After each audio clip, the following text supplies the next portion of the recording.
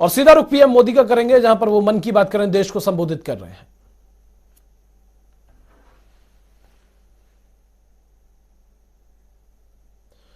तो पीएम मोदी की मन की बात में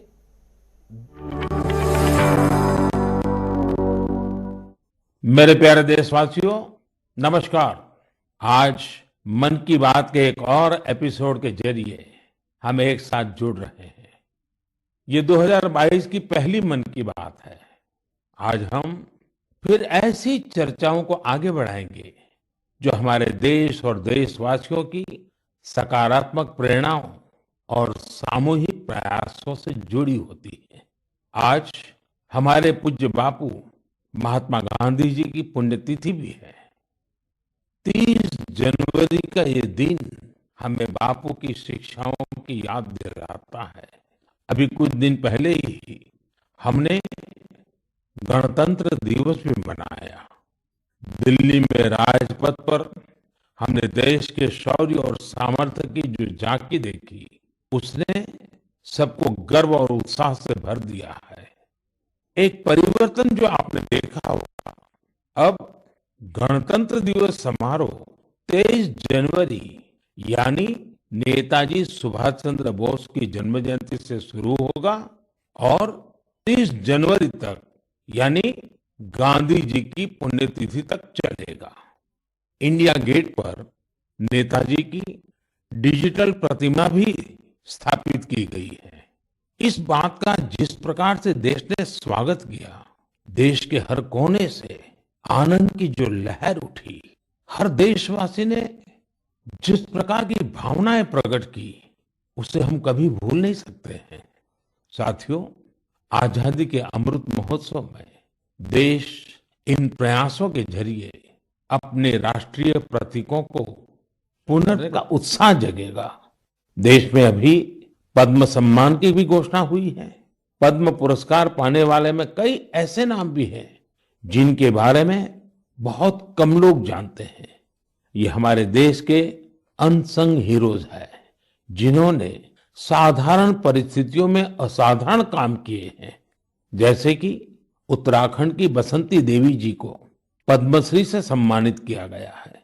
बसंती देवी ने अपना पूरा जीवन संघर्षों के बीच जिया। कम उम्र में ही उनके पति का निधन हो गया था और वो एक आश्रम में रहने लगी। यहाँ रहकर उन्होंने नदी को बचाने के लिए संघर्ष किया और पर्यावरण के लिए असाधारण योगदान दिया। उन्होंने महिलाओं के सशक्तिकरण के लिए भी काफी काम किया है। इसी तरह मणिपुर की 77 साल की लोरेम्बम बिनो देवी दशकों से मणिपुर की लीबा टेक्सटाइल आर्ट का संरक्षण कर रही है। उन्हें भी पद्मश्री से सम्मानित किया गया है। मध्य प्रदेश के अर्जुन सिंह को बैगा आदिवासी नृत्य की कला को पहचान दिलाने के लिए पद्म सम्मान मिला है। पद्म सम्मान पाने वाले एक और व्यक्ति है श्रीमान अमाई महालिंगा नाइक। एक किसान है और कर्नाटका के रहने वाले हैं। इन्हें कुछ लोग टनल मैन भी कहते हैं। उन्होंने खेती में ऐसे ऐसे इनोवेशन किए हैं जिन्हें देखकर कोई भी हैरान रह जाए। इनके प्रयासों का बहुत बड़ा लाभ छोटे किसानों को हो रहा है। ऐसे और भी कई अनसंग हीरोज हैं जिन्हें देश ने उनके योगदान के लिए सम्मानित किया है। आप जरूर इनके बारे में जानने की कोशिश करिए। इनसे हमें जीवन में बहुत कुछ सीखने को मिलेगा। मेरे प्यारे देशवासियों, अमृत महोत्सव पर आप सब साथी मुझे ढेरों पत्र और मैसेज भेजते हैं, कई सुझाव भी देते हैं। इसी श्रृंखला में कुछ ऐसा हुआ है जो मेरे लिए अविस्मरणीय है। मुझे 1 करोड़ से ज्यादा बच्चों ने अपने मन की बात पोस्टकार्ड के जरिए लिखकर भेजी है। ये 1 करोड़ पोस्टकार्ड देश के अलग अलग हिस्सों से आए हैं, विदेश से भी आए हैं। समय निकालकर इनमें से काफी पोस्टकार्ड को मैंने पढ़ने का प्रयास किया है। इन पोस्टकार्ड्स में इस बात के दर्शन होते हैं कि देश के भविष्य के लिए हमारी नई पीढ़ी की सोच कितनी व्यापक और कितनी बड़ी है। मैंने मन की बात के श्रोताओं के लिए कुछ पोस्टकार्ड छांटे हैं जिन्हें मैं आपसे शेयर करना चाहता हूं। जैसे यह एक असम के गुवाहाटी से रिद्धिमा स्वर्गियारी का पोस्टकार्ड है। रिद्धिमा क्लास 7th की स्टूडेंट है और उन्होंने लिखा है कि वो आजादी के 100वें साल में एक ऐसा भारत देखना चाहती हैं जो दुनिया का सबसे स्वच्छ देश हो, आतंकवाद से पूरी तरह से मुक्त हो, 100% साक्षर देशों में शामिल हो, जीरो एक्सीडेंट कंट्री हो और सस्टेनेबल तकनीक से फूड सिक्योरिटी में सक्षम हो। रिद्धिमा, हमारी बेटियां जो सोचती हैं, जो सपने देश के लिए देखती हैं, वो तो पूरे होते ही हैं जब सबके प्रयास जुड़ेंगे। आपकी युवा पीढ़ी इसे लक्ष्य बनाकर काम करेगी तो आप भारत को जैसा बनाना चाहती हैं वैसे जरूर होगा। एक पोस्टकार्ड मुझे उत्तर प्रदेश के प्रयागराज की नव्या वर्मा का भी मिला है।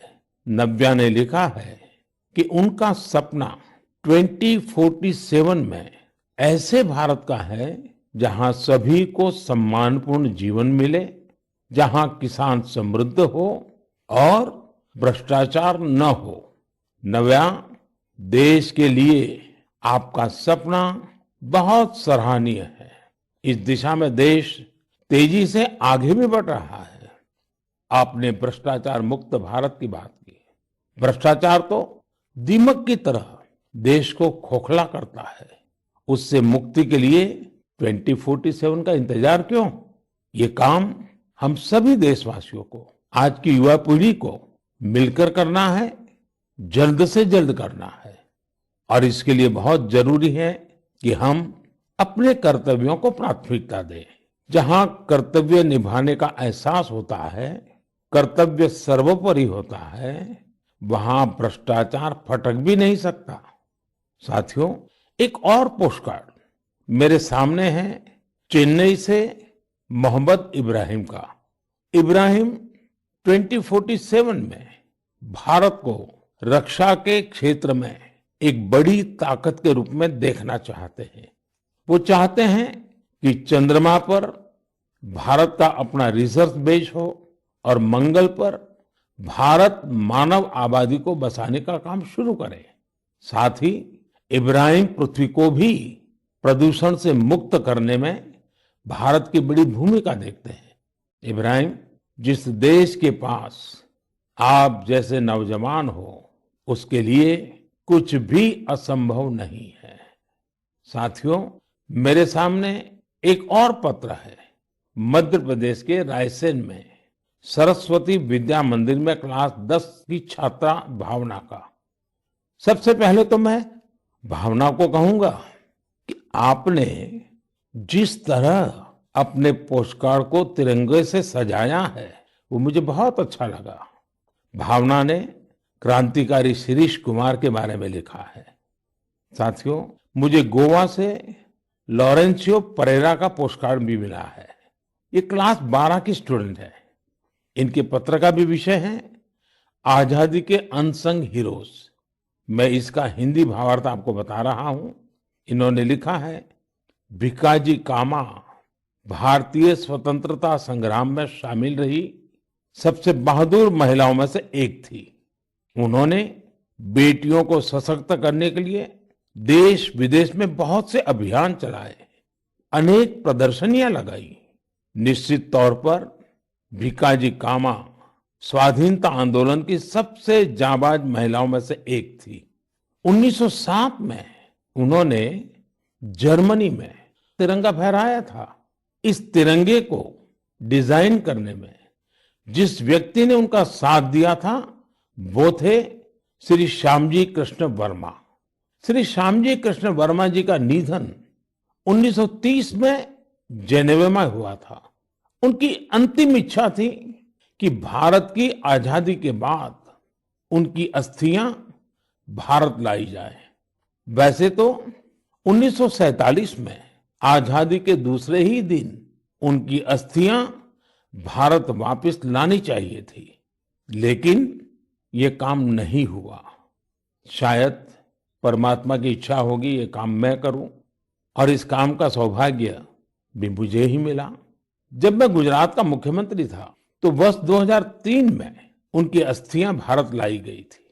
श्यामजी कृष्ण वर्मा जी की स्मृति में उनके जन्म स्थान कच्छ के मांडवी में एक स्मारक का निर्माण भी हुआ है। साथियों, भारत की आजादी के अमृत महोत्सव का उत्साह केवल हमारे देश में ही नहीं है। मुझे भारत के मित्र देश क्रोएशिया से भी 75 पोस्टकार्ड मिले हैं। क्रोएशिया के जाग्रेब में school of applied arts and design के स्टूडेंट्स, उन्होंने ये 75 कार्ड्स भारत के लोगों के लिए भेजे हैं और अमृत महोत्सव की बधाई दी है। मैं आप सभी देशवासियों की तरफ से क्रोएशिया और वहां के लोगों को धन्यवाद देता हूं। मेरे प्यारे देशवासियों, भारत शिक्षा और ज्ञान की तपोभूमि रहा है। हमने शिक्षा को किताबी ज्ञान तक ही सीमित नहीं रखा, बल्कि इसे जीवन के एक समग्र अनुभव के तौर पर देखा है। हमारे देश की महान विभूतियों का भी शिक्षा से गहरा नाता रहा है। पंडित मदन मोहन मालवीय जी ने जहां बनारस हिंदू विश्वविद्यालय की स्थापना की, वहीं महात्मा गांधी ने गुजरात विद्यापीठ के निर्माण में अहम भूमिका निभाई। गुजरात के आणंद में एक बहुत ही प्यारी जगह है वल्लभ विद्यानगर। सरदार पटेल के आग्रह पर उनके 2 सहयोगियों भाई काका और भीखा भाई ने वहां युवाओं के लिए शिक्षा केंद्रों की स्थापना की। इसी तरह पश्चिम बंगाल में गुरुदेव रविंद्रनाथ टैगोर ने शांति निकेतन की स्थापना की। महाराजा गायकवाड़ भी शिक्षा के प्रबल समर्थकों में से एक थे। उन्होंने कई शिक्षण संस्थानों का निर्माण करवाया और डॉक्टर अंबेडकर और श्री अरविंदो समेत अनेक विभूतियों को उच्च शिक्षा के लिए प्रेरित किया। ऐसे ही महानुभावों की सूची में एक नाम राजा महेंद्र प्रताप सिंह जी का भी है। राजा महेंद्र प्रताप सिंह जी ने एक टेक्निकल स्कूल की स्थापना के लिए अपना घर ही सौंप दिया था। उन्होंने अलीगढ़ और मथुरा में शिक्षा केंद्रों के निर्माण के लिए खूब आर्थिक मदद की। कुछ समय पहले मुझे अलीगढ़ में उनके नाम पर एक यूनिवर्सिटी की आधारशिला रखने का भी सौभाग्य प्राप्त हुआ। मुझे खुशी है कि शिक्षा के प्रकाश को जन जन तक पहुंचाने की वही जीवंत भावना भारत में आज भी कायम है। क्या आप जानते हैं कि इस भावना की सबसे सुंदर बात क्या है? वो ये है कि शिक्षा को लेकर ये जागरूकता समाज में हर स्तर पर दिख रही है। तमिलनाडु के त्रिपुर जिले के उदुमलपेट ब्लॉक में रहने वाली तायम्मल जी का उदाहरण तो बहुत ही प्रेरणादायी है। तायम्मल जी के पास अपनी कोई जमीन नहीं है। बरसों से इनका परिवार नारियल पानी बेचकर अपना गुजर बसर कर रहा है। आर्थिक स्थिति भले अच्छी ना हो, लेकिन तायम्मल जी ने अपने बेटे बेटी को पढ़ाने में कोई कसर बाकी नहीं छोड़ी थी। उनके बच्चे Chinnaveerampatti panchayat union middle school में पढ़ते थे। ऐसे ही एक दिन स्कूल में अभिभावकों के साथ मीटिंग में ये बात उठी कि कक्षाओं और स्कूल की स्थिति को सुधारा जाए, स्कूल इंफ्रास्ट्रक्चर को ठीक किया जाए। तायम्मल जी भी उस मीटिंग में थी। उन्होंने सब कुछ सुना। इसी बैठक में फिर चर्चा इन कामों के लिए पैसे की कमी पर आकर टिक गई। इसके बाद तायम्मल जी ने जो किया उसकी कल्पना कोई नहीं कर सकता था। जिन तायम्मल जी ने नारियल पानी बेच बेचकर कुछ पूंजी जमा की थी, उन्होंने 1 लाख रुपए स्कूल के लिए दान कर दिए। वाकई ऐसा करने के लिए बहुत बड़ा दिल चाहिए, सेवा भाव चाहिए। तायम्मल जी का कहना है, अभी जो स्कूल है उसमें 8वीं कक्षा तक की पढ़ाई होती है। अब जब स्कूल का इंफ्रास्ट्रक्चर सुधर जाएगा तो यहाँ हायर सेकेंडरी तक की पढ़ाई होने लगेगी। हमारे देश में शिक्षा को लेकर यह वही भावना है जिसकी मैं चर्चा कर रहा था। मुझे आईआईटी बीएचयू के एक एल्यूमनस के इस तरह के दान के बारे में भी पता चला है। बीएचयू के पूर्व छात्र जय चौधरी जी ने आईआईटी बीएचयू फाउंडेशन को $1 मिलियन यानी करीब करीब 7.5 करोड़ रुपया डोनेट किए। साथियों, हमारे देश में अलग अलग क्षेत्रों से जुड़े बहुत सारे लोग हैं जो दूसरों की मदद कर समाज के प्रति अपनी जिम्मेदारी का निर्वाह कर रहे हैं। मुझे बेहद खुशी है कि इस तरह के प्रयास उच्च शिक्षा के क्षेत्र में, खासकर हमारी अलग अलग आईआईटीज में निरंतर देखने को मिल रहे हैं। केंद्रीय विश्वविद्यालयों में भी इस प्रकार के प्रेरक उदाहरणों की कमी नहीं है। इस तरह के प्रयासों को और बढ़ाने के लिए पिछले साल सितंबर से देश में विद्यांजलि अभियान की शुरुआत हुई है।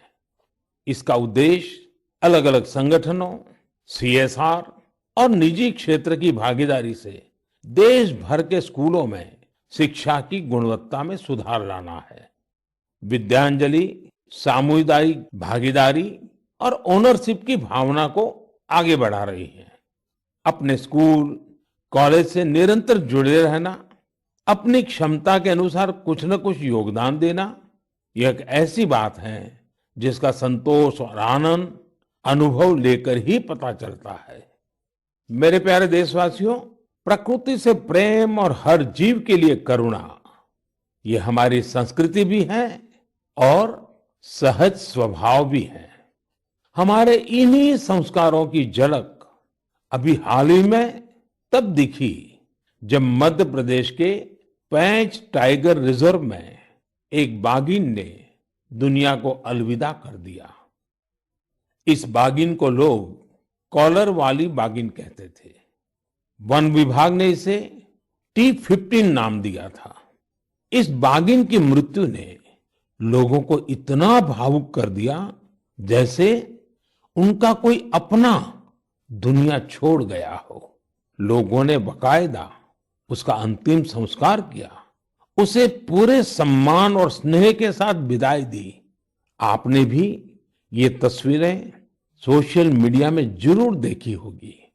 पूरी दुनिया में प्रकृति और जीवों के लिए हम भारतीयों के इस प्यार की खूब सराहना हुई। कॉलर वाली बाघिन ने जीवन काल में 29 शावकों को जन्म दिया और 25 को पाल पोसकर बड़ा भी बनाया। हमने T15 के इस जीवन को भी सेलिब्रेट किया और जब उसने दुनिया छोड़ी तो उसे भावुक विदाई भी दी। यही तो भारत के लोगों की खूबी है। हम हर चेतन जीव से प्रेम का संबंध बना लेते हैं। ऐसा ही एक दृश्य हमें इस बार गणतंत्र दिवस की परेड में भी देखने को मिला। इस परेड में प्रेसिडेंट्स बॉडीगार्ड्स के चार्जर घोड़े विराट ने अपनी आखिरी परेड में हिस्सा लिया। घोड़ा विराट 2003 में राष्ट्रपति भवन आया था और हर बार गणतंत्र दिवस पर कमांडेंट चार्जर के तौर पर परेड को लीड करता था। जब किसी विदेशी राष्ट्राध्यक्ष का राष्ट्रपति भवन में स्वागत होता था तब भी वो अपनी ये भूमिका निभाता था। इस वर्ष आर्मी डे पर घोड़े विराट को सेना प्रमुख द्वारा कॉज कमेंडेशन कार्ड भी दिया गया। विराट की विराट सेवाओं को देखते हुए उसकी सेवानिवृत्ति के बाद उतने ही भव्य तरीके से उसे विदाई दी गई। मेरे प्यारे देशवासियों, जब एकनिष्ठ प्रयास होता है, नेक नियत से काम होता है, तो उसके परिणाम भी मिलते हैं। इसका एक बेहतरीन उदाहरण सामने आया है असम से। असम का नाम लेते ही वहां के चाय बागान और बहुत सारे नेशनल पार्क का ख्याल आता है। साथ ही एक सींग वाले गैंडे यानी वन हॉर्न राइनो की तस्वीर भी हमारे मन में उभरती है।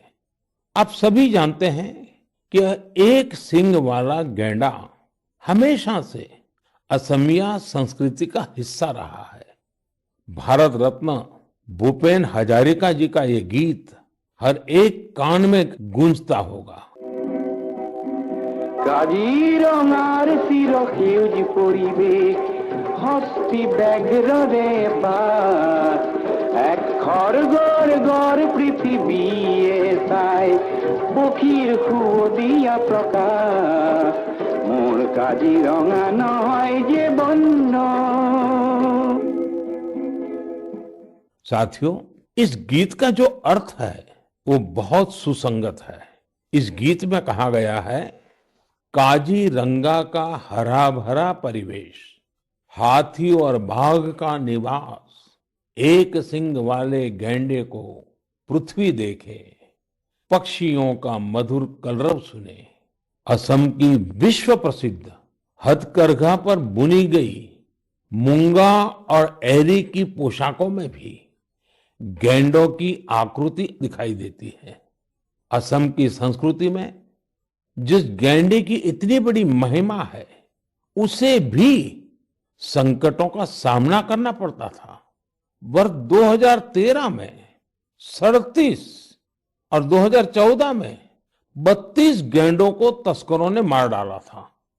इस चुनौती से निपटने के लिए पिछले 7 वर्षों में असम सरकार के विशेष प्रयासों से गैंडों के शिकार के खिलाफ एक बहुत बड़ा अभियान चलाया गया।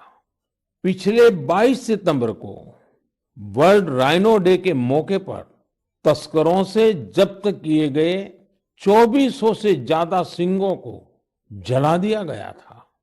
यह तस्करों के लिए एक सख्त संदेश था। ऐसे ही प्रयासों का नतीजा है कि अब असम में गैंडों के शिकार में लगातार कमी आ रही है। जहां 2013 में 37 गैंडे मारे गए थे, वहीं 2020 में 2 और 2021 में सिर्फ 1 गैंडे के शिकार का मामला सामने आया है। मैं गैंडों को बचाने के लिए असम के लोगों के संकल्प की सराहना करता हूं। साथियों, भारतीय संस्कृति के विविध रंगों और आध्यात्मिक शक्ति ने हमेशा से दुनिया भर के लोगों को अपनी ओर खींचा है। अगर मैं आपसे कहूं कि भारतीय संस्कृति अमेरिका, कनाडा, दुबई, सिंगापुर, पश्चिमी यूरोप और जापान में बहुत ही लोकप्रिय है, तो ये बात आपको बहुत सामान्य लगेगी, आपको कोई हैरानी नहीं होगी। लेकिन अगर ये कहूं कि भारतीय संस्कृति का लैटिन अमेरिका और साउथ अमेरिका में भी बड़ा आकर्षण है, तो आप एक बार जरूर सोच में पड़ जाएंगे। मैक्सिको में खादी को बढ़ावा देने की बात हो या फिर ब्राजील में भारतीय परंपराओं को लोकप्रिय बनाने का प्रयास। मन की बात में हम इन विषयों को अर्जेंटीना में फहरा रहे भारतीय संस्कृति के परचम के बारे में बताऊंगा। अर्जेंटीना में हमारी संस्कृति को बहुत पसंद किया जाता है। 2018 में मैंने अर्जेंटीना की अपनी यात्रा के दौरान योग के कार्यक्रम में योगा फॉर पीस में हिस्सा लिया था। यहाँ अर्जेंटीना में एक संस्था है, हस्तिनापुर फाउंडेशन। आपको सुनकर के आश्चर्य होता है ना, कहाँ अर्जेंटीना और वहां भी हस्तिनापुर फाउंडेशन। यह फाउंडेशन अर्जेंटीना में भारतीय वैदिक परंपराओं के प्रसार में जुटा है। इसकी स्थापना 40 साल पहले एक मैडम प्रोफेसर एडा एल्ब्रेट ने की थी। आज प्रोफेसर एडा एल्ब्रेट 90 वर्ष की होने जा रही है। भारत के साथ उनका जुड़ाव कैसे हुआ, ये भी बहुत दिलचस्प है। जब वो 18 साल की थी, तब पहली बार भारतीय संस्कृति की शक्ति से उनका परिचय हुआ। उन्होंने भारत में काफी समय भी बिताया, भगवत गीता और उपनिषदों के बारे में गहराई से जाना। आज हस्तिनापुर फाउंडेशन के 40,000 से अधिक सदस्य हैं और अर्जेंटीना एवं अन्य लैटिन अमेरिकी देशों में इसकी करीब 30 शाखाएं हैं। हस्तिनापुर फाउंडेशन ने स्पेनिश भाषा में 100 से अधिक वैदिक और दार्शनिक ग्रंथ भी प्रकाशित किए हैं। इनका आश्रम भी बहुत मनमोहक है। आश्रम में 12 मंदिरों का निर्माण कराया गया है, जिनमें अनेक देवी देवताओं की मूर्तियां हैं। इन सब के केंद्र में एक ऐसा मंदिर भी है जो अद्वैतवादी ध्यान के लिए बनाया गया है। साथियों, ऐसे ही सैकड़ों उदाहरण यह बताते हैं हमारी संस्कृति हमारे लिए ही नहीं बल्कि पूरी दुनिया के लिए एक अनमोल धरोहर है। दुनिया भर के लोग उसे जानना चाहते हैं, समझना चाहते हैं, जीना चाहते हैं। हमें भी पूरी जिम्मेदारी के साथ अपनी सांस्कृतिक विरासत को खुद अपने जीवन का हिस्सा बनाते हुए सब लोगों तक पहुंचाने का प्रयास करना चाहिए। मेरे प्यारे देशवासियों, मैं अब आपसे और खासकर अपने युवाओं से एक प्रश्न करना चाहता हूं। आप सोचिए, आप एक बार में कितने पुशअप कर सकते हैं? मैं जो आपको बताने वाला हूं वो निश्चित रूप से आपको आश्चर्य से भर देगा। मणिपुर में 24 साल के युवा थोना ओजम निरंजॉय सिंह ने 1 मिनट में 109 पुशअप्स का रिकॉर्ड बनाया है। निरंजॉय सिंह के लिए रिकॉर्ड तोड़ना कोई बात नहीं है। इससे पहले भी उन्होंने 1 मिनट में एक हाथ से सबसे ज्यादा नकल पुशअप्स का रिकॉर्ड बनाया था। मुझे पूरा विश्वास है कि निरंजॉय सिंह से आप प्रेरित होंगे और फिजिकल फिटनेस को अपने जीवन का हिस्सा बनाएंगे। साथियों, आज मैं आपके साथ लद्दाख की एक ऐसी जानकारी साझा करना चाहता हूं जिसके बारे में जानकर आपको जरूर गर्व होगा। लद्दाख को जल्द ही एक शानदार ओपन सिंथेटिक ट्रैक और एस्ट्रो टर्फ फुटबॉल स्टेडियम की सौगात मिलने वाली है। यह स्टेडियम 10,000 फीट से अधिक की ऊंचाई पर बन रहा है और इसका निर्माण जल्द पूरा होने वाला है।